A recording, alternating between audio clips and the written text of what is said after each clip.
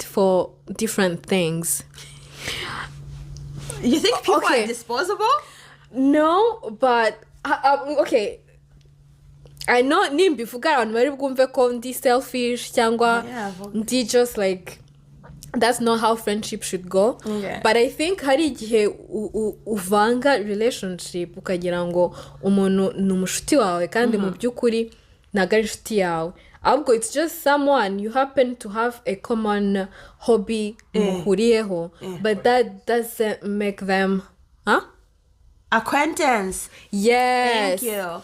Rero ari igihe ubimixinga kubera ko igihe twagiye kunywa turanywa tukaba too friendly katajya kubwira amabanga yanjye and then ukatugira ngo I'm your friend Forever best but friend. then I'm not your friend. Ni ukubera ko twagiye twahavinze good times, I tell you some things ariko ntabwo bivuze ngo mu buzima bwa buri munsi when I feel bad ngo expecting kuzaza